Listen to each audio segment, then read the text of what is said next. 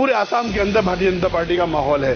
चाहे वो Barack valley का इलाका हो, चाहे वो धुबरी हो, चाहे बारपेटा हो, चाहे वो लमडिंग के एरिया हो, चाहे अपर आसाम हो, तेजपुर का इलाका हो या मिडिल आसाम के अंदर।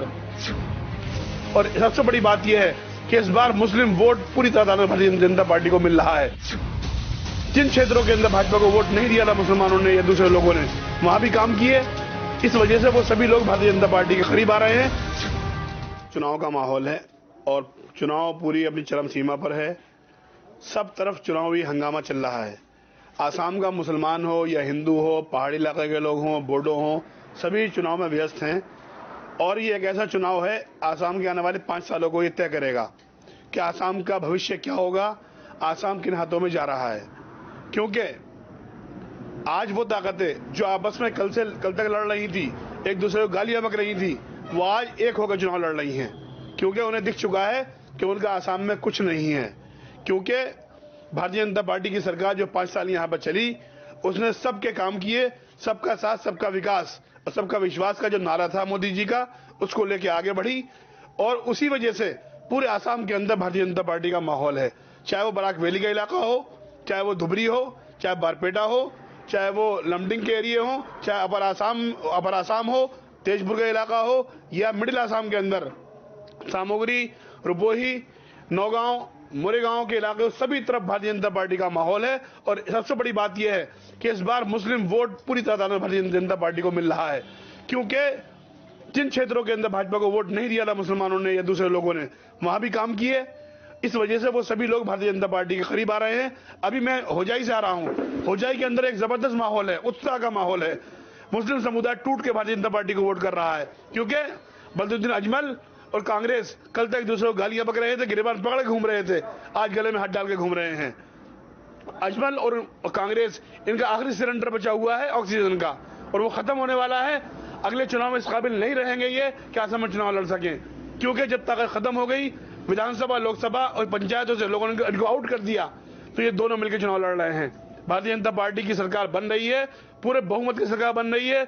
आसाम के मुसलमानों को ये सोचना चाहिए कि चलती हुई सरकार में आने वाली सरकार को वोट करें। भारतीय जनता पार्टी को दिया हुआ हर वोट आसाम के भविष्य को तय करेगा और आसाम की सरकार के अंदर सहयोगी होगा। इसलिए हमारी आसाम के मुसलमानों से अपील है, गुजारिश है, किसी के बहकावे में ना आए। कांग्रेस और जो है अजमल की पार्टी AIUDF, ये सिर्फ मुस्लिम वोटों के सहारे इस वक्त जिंदा हैं। इनके पास और कुछ नहीं है। अपर आसाम के अंदर 47 सीटों पर चुनाव चल रहा है। भारतीय जनता पार्टी की 40 से ज्यादा सीटें आ रही हैं। पहले ही राउंड के अंदर चुनाव मुकम्मल हो जाएगा, आगे कुछ नहीं बचेगा। इसलिए किसी के बहकावे में आने की जरूरत नहीं है। हमारी अपील है, गुजारिश है तमाम आसाम के लोगों से, खासतौर पर मुसलमानों से, कि वो मोदी जी का जो नारा है उसको लेकर आगे बढ़ना है। सबका साथ, सबका विकास। और आसाम का मुसलमान जो वोट कर रहा है वो डेवलपमेंट के नाम पे कर रहा है। क्योंकि 5 सालों के अंदर तमाम स्कीमें सरकार की सभी लोगों को मिली, उसमें कोई भेदभाव नहीं हुआ।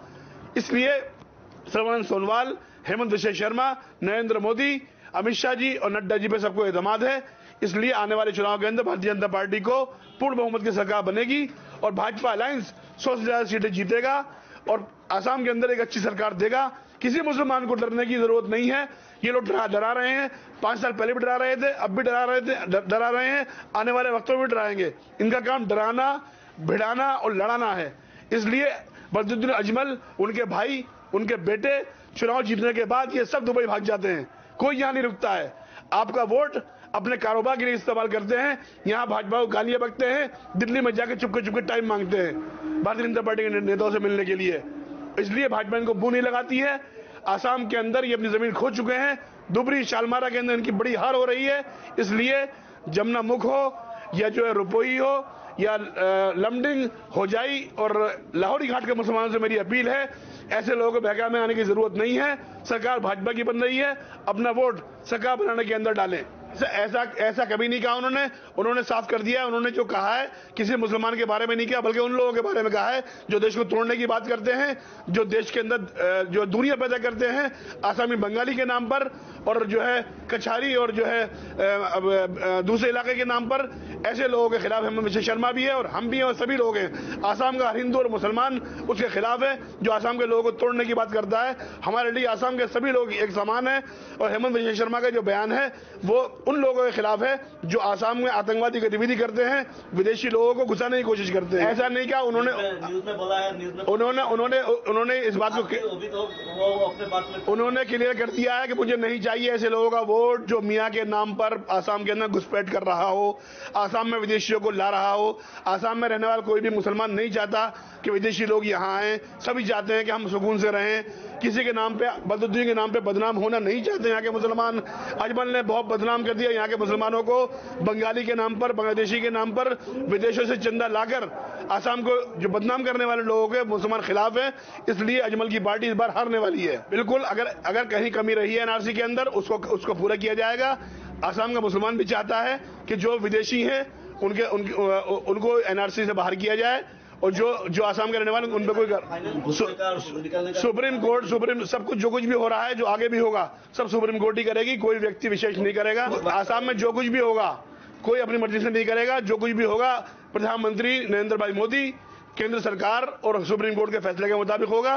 किसी को डरने की जरूरत नहीं है। कभी इन्होंने डराया मुसलमान हिंदू के नाम पर, कभी इन्होंने डराया बांग्लादेशी के नाम पर, अब डरा रहे हैं एनआरसी और सीए के नाम पर। इसलिए डरने की जरूरत नहीं है। आसाम का 1 करोड़ से ज्यादा मुसलमान भारतीय जनता पार्टी की सरकार में महफूज है और महफूज रहेगा। देखिए, अजमल का जो चरित्र है, ऐसे जो करप्ट लोग होते हैं जो हर जगह छुपे फिरते हैं, यहाँ बीजेपी को गालियां बकते हैं और अपना काम निकालने के लिए बीजेपी के दरवाजे पर भागे फिरते हैं। सीए में क्या होना था वो हो चुका, सबके सामने पूरे देश देख रहा है कि सीए में किसको नुकसान हो रहा है, किसको फायदा हो रहा है। इसलिए भारतीय मुसलमानों को, भारतीय हिंदू को डरने की जरूरत नहीं है। ये कानून बाहर के लोगों के लिए है। भारतीय मुसलमान को, हिंदू को इसमें डरना नहीं चाहिए। जनता पार्टी, केंद्र सरकार, नरेंद्र भाई मोदी और हमारा पूरा संगठन सभी धर्मों का आदर करता है। सभी धर्मों की धार्मिक किताबों का, उनके उलमा का, मदारिस का, मसाजिद का, मंदिरों का, सभी का आदर करता है। अपने धर्म पर अमल करिए, आप दूसरे के धर्म को की इज्जत करिए, ये सिखाता है। इसलिए ऐसे आदमी की ना भारतीय जनता पार्टी में कोई औकात होती है, ना जगह है। भारतीय जनता पार्टी में कोई अगर तोड़ने की बात करेगा, किसी के धर्म को बुरा कहने की कोशिश करेगा, उसे भारतीय जनता पार्टी निकाल दिया जाएगा। आसाम के अंदर आपने देख लिया, कई लोगों के टिकट काटे गए हैं। क्यों काटे गए हैं पूरा आसाम जानता है। देखिए, वो सुअर का मांस जो खिलाया गया था वो 2019 के चुनाव के अंदर खिलाया गया था। एनएसयूआई का कार्यकर्ता था वो, जो बाद में पकड़ा गया। यह कांग्रेस की चाल है। कांग्रेस हमेशा देश में हिंदू मुसलमानों को लड़ाने के लिए ऐसे धंधे करती है और ऐसे धंधे इसके